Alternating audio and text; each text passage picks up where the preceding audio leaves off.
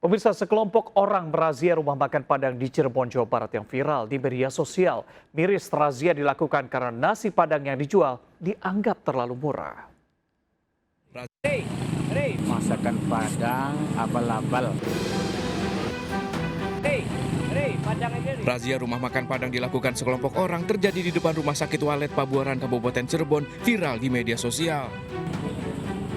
Razia dilakukan karena rumah makan Padang ini dinilai menjual paket makanan yang terlalu murah. Para pelaku pun sempat memaksa untuk mencopot tulisan masakan Padang. Pedagang mengaku sempat diberikan pilihan untuk tetap berdagang dengan harga Rp10.000 atau mengikuti harga sesuai dengan harga pasaran. Kita dikasih pilihan sama dia mau tetap harga 10.000 tapi masakan Padangnya dicopot. Yang satu lagi mengikuti harga dia sesuai harga dia yang udah ditentuin harga Padangnya. Tapi masakan Padangnya tetap dipakai gitu. Akibat razia ini, pedagang kini mengaku sepi pembeli. Pedagang berharap pihak berwajib bisa menyelesaikan permasalahan ini. Dari Cirebon, Jawa Barat, Toy Skandar, iNews melaporkan. Pemirsa, kebakaran puluhan rumah di kota Makassar ternyata disengaja. Sakit hati mengetahui istrinya berselingkuh, pelaku membakar rumah mertuanya hingga menyambar puluhan rumah lainnya.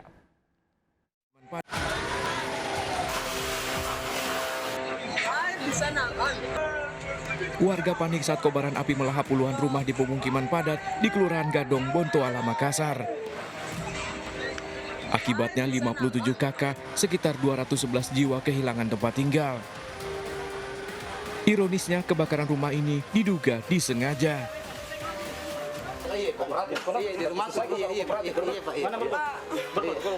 Polisi menangkap Muhammad Rizal yang sengaja membakar rumah mertuanya lantaran sakit hati mengetahui istrinya berselingkuh. Berawal dari ada perselingkuhan istrinya dengan seorang laki-laki, kemudian dia udah terpisah dengan suami kurang lebih 2-3 minggu yang lalu. Itu dia berupaya untuk memancing keluar dari dalam si laki-laki ini, kemudian dia membakar sampah. Warga korban kebakaran kini mengungsi di tanah kosong yang dijadikan posko pengungsian. Dari Makassar, Sulawesi Selatan, Muhammad Nurbone, iNews melaporkan. Menyetujui impor ratusan ribu ton gula kristal mentah kepada perusahaan swasta. Mantan Menteri Perdagangan era Jokowi Thomas Lembong ditetapkan sebagai tersangka dan ditahan di Rutan Salemba. Gula dijual ke pasar melebihi harga eceran.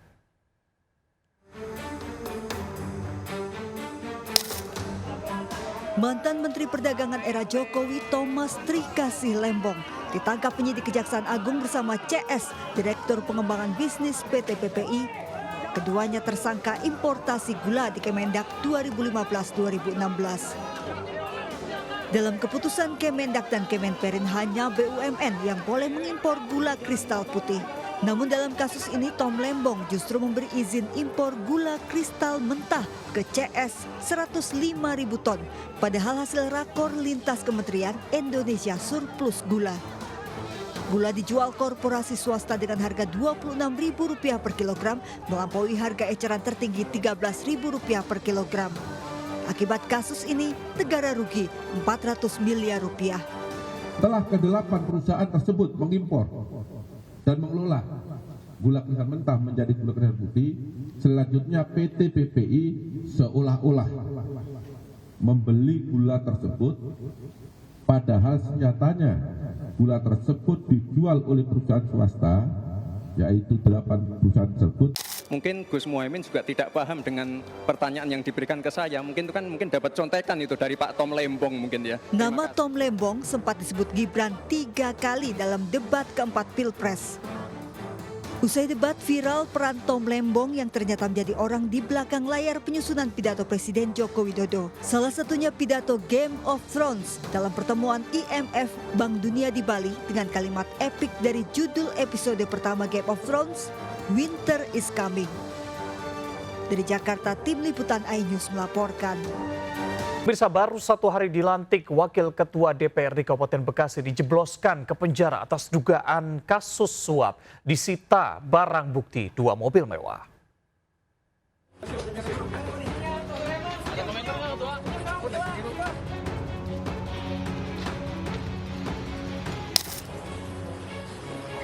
Dengan memakai rompi tahanan merah muda, Wakil Ketua 2 DPRD Kabupaten Bekasi Soleman keluar dari Kejaksaan Negeri Kabupaten Bekasi. Politisi PDI Perjuangan itu ditahan atas dugaan terima suap saat menjabat Wakil Ketua DPRD periode 2019-2024. Ironis, meski terpilih kembali dalam pileg lalu dan baru 1 hari dilantik di jabatan yang sama, Soleman kini dijebloskan ke rumah tahanan. Kejari menyita barang bukti 2 mobil mewah yaitu Pajero Sport dan sedan BMW yang diberikan pihak swasta atas imbalan proyek. Bahwa tersangka SL diduga melakukan tindak pidana korupsi, penerimaan gratifikasi dan atau suap. Soleman, Ketua DPC PDIP Kabupaten Bekasi kini ditahan selama 20 hari ke depan. Dari Kabupaten Bekasi, Jawa Barat, Didi Junaidi, iNews melaporkan. Penyidik Kejagung kembali memeriksa rumah mewah milik Zarof Rikar, mantan pejabat Mahkamah Agung makelar kasus vonis bebas Ronald Tanur untuk menemukan barang bukti tambahan. Tim Japinsus Kejagung menggeledah rumah mewah milik Zarof Rikar di Kebayoran Baru, Jakarta Selatan. Usai penggeledahan, petugas meninggalkan lokasi dan tidak bersedia untuk memberikan keterangan kepada wartawan. Rumah ini telah digeledah pada 24 Oktober lalu. Penyidik menemukan uang asing dan rupiah senilai 920 miliar serta logam mulia seberat 51 kg. Zarof Rikar, mantan pejabat MA, diduga menjadi makelar kasus selama 10 tahun menjabat, termasuk pengaturan vonis bebas Ronald Tanur dalam kasus tewasnya Dini Sera Afrianti, kekasih Ronald Tanur.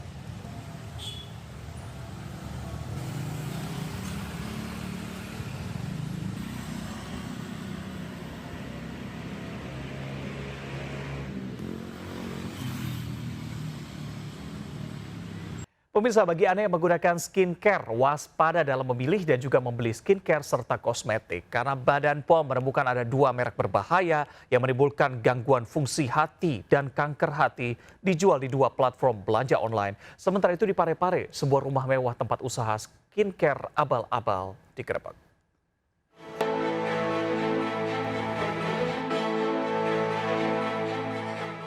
Lamiela dan SVMY, 2 merek ini disita Badan POM bersama ratusan ribu produk kosmetik lainnya dijual di 2 platform belanja online.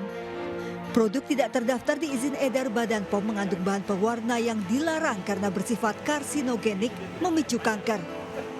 Kosmetik ilegal ini disita dari akun toko online Kimberly Beauty 88 di Grogol, Petamburan, Jakarta Barat. Kosmetik diimpor dari Cina selama 1 tahun menjual 400-an paket sehari. Serta dapat menimbulkan gangguan fungsi hati dan kanker hati. Ya, karena dia terabsorpsi masuk ke dalam kulit, ke kapiler dan akhirnya diekskresikan dan di metabolisme di hati. Jadi 2 targetnya kan, bisa menyebabkan kanker kulit dan kanker hati. Dinas Perdagangan Kota Parepare, Sulawesi Selatan menggerebek sebuah rumah mewah yang menjadi tempat usaha produk skincare abal-abal. Ribuan skincare di lokasi ternyata telah lewati masa kadaluarsa, tersimpan dalam sebuah ruangan. Peracik di sini tidak ada sama sekali. Cuma kita langsung datang dari pabrik. Cuma dipasangkan hologram saja baru dikemas. Petugas menyita skincare kadaluarsa dan akan dimusnahkan.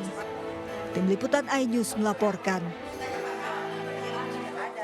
Polisi menangkap 7 pelaku pengeroyokan santri Ponpes Kerapyak. Sebelumnya ribuan santri menggeruduk Polda DIY menuntut polisi menangkap pelaku serta meminta Pemprov DIY merevisi peraturan pengendalian miras.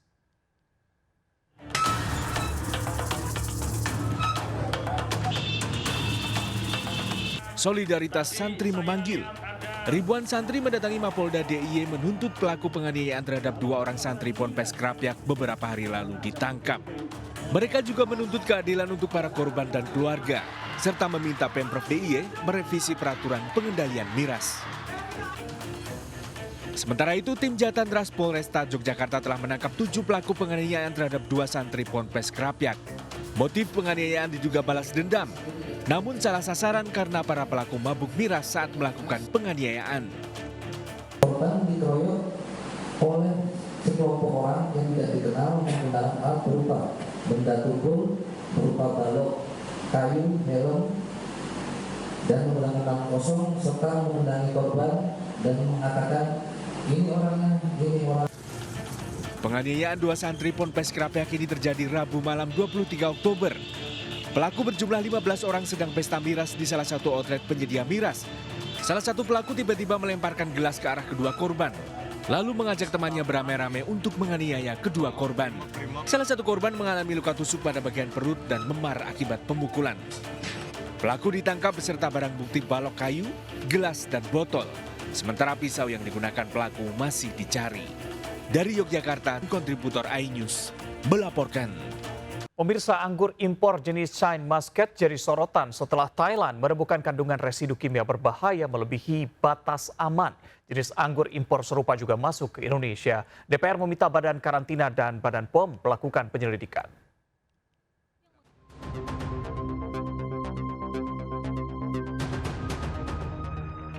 Badan Karantina inspeksi mendadak ke Pelabuhan Tanjung Perak, Surabaya usai heboh anggur impor Shine Muscat yang mengandung residu kimia berbahaya yaitu pestisida. Temuan tersebut pertama kali diungkap Thailand usai melakukan uji sampel anggur Shine Muscat. Tak hanya Thailand, otoritas pangan di sejumlah negara pengimpor anggur tersebut menerjunkan tim investigasi termasuk Malaysia. Sementara di Indonesia, Komisi 9 DPR langsung meminta Badan POM berkoordinasi dengan Badan Karantina untuk melakukan penyelidikan. Badan POM kalau dia sudah masuk ke Indonesia terus dipasarkan, ya harus ada nomor izin edarnya. Kalau dia sudah menjadi kayak pangan olahan atau anggur olahan, ya kita itu tanggung jawab kami. Yang kedua dari keamanan pangan, mungkin cemarannya, ada pestisida, ada logam berat, ini kita periksa juga. Jadi 2 itu yang kita periksa dan sampai saat ini semua yang kita periksa itu semuanya aman dikonsumsi oleh masyarakat kita. Dalam sidak Badan Karantina, belum ditemukan adanya kandungan pestisida pada anggur Shine Muscat yang masuk ke Indonesia. Namun penyelidikan terus diperluas termasuk ke pasar-pasar buah di dalam negeri. Anggur Shine Muscat rasa manis dan tanpa biji menjadi salah satu jenis anggur favorit yang banyak dibeli masyarakat. Meski belum ada temuan kasus berbahaya, masyarakat perlu waspada. Berikut laporan dari Elsa Casey dari Pasar Buah Senen, Jakarta Pusat.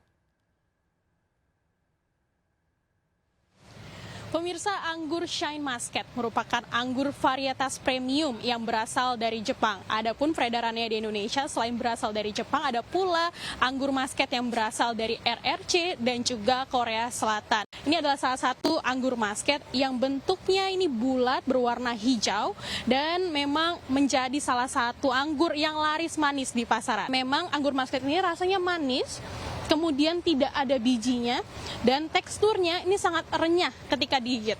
Ini adalah beberapa alasan mengapa anggur Muscat menjadi salah satu yang diminati oleh masyarakat. Mas, anggur Muscat ini kalau dijual berapa sih harganya, Mas? 60 per pack, setengah kilo.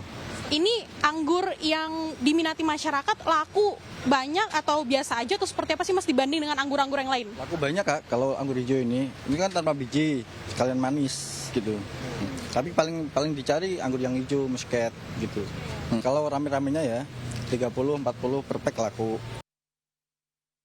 Namun pemirsa, yang cukup menggemparkan adalah kabar yang beredar baru-baru ini bahwa Thailand dan Malaysia menemukan bahwa anggur Muscat yang berasal dari impor Cina atau RRC ternyata ditemukan residu pestisida yang berbahaya untuk kesehatan. Seperti apakah anggur Muscat yang beredar di Indonesia? Apakah juga terdapat residu pestisida berbahaya? Belum tahu, Pak. Karena baru tahu ini malah ada residu pestisida. Untuk menanggulangi seperti itu, kita cuci bersih aja, Mbak, SOP-nya, kita beli buah-buahan gitu ya. sejumlah gangguan kesehatan yang dapat terjadi antara lain adalah gangguan pencernaan, gangguan pernafasan, gangguan pada sistem syaraf, gangguan pada sistem imun, hingga resiko kanker dan juga kerusakan hati dan ginjal. Selain masyarakat harus bijak dalam membeli buah-buahan, tetapi pemerintah juga harus melakukan pengawasan yang lebih ketat terhadap produk-produk impor yang masuk ke Indonesia. Dari Jakarta, Elsya Kesi, Eri Nugraha, dan Dia Triawan, iNews melaporkan. Tertipu ratusan juta, emak-emak menggeruduk rumah dukun pengganda uang setelah tergiur ritual penarikan uang gaib. Sementara itu di Bandung Barat, puluhan warga menggeruduk dealer motor lantaran motor yang dibeli tunai tak kunjung datang.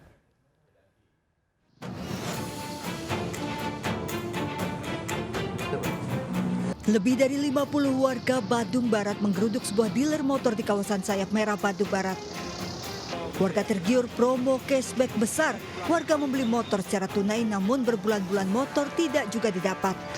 Setelah mediasi, manajemen dealer sepakat mengembalikan uang 100%, namun warga harus membawa bukti pembelian dan kartu identitas. Sementara pelaku penipuan seorang kepala cabang berinisial A diamankan polisi dengan total kerugian 1,5 miliar rupiah. Saya pesan unit dari bulan 4. Bulan 4 berarti dapat berapa?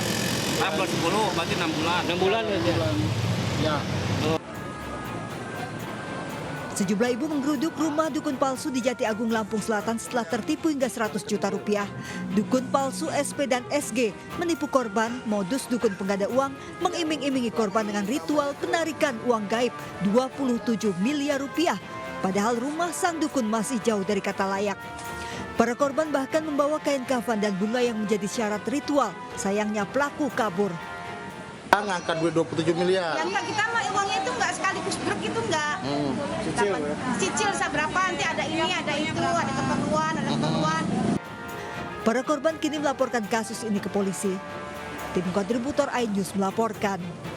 Dibakar api cemburu, seorang dosen di Kota Makassar tega membunuh suaminya. Pelaku emosi lantaran sedang hamil 4 bulan anak keliba.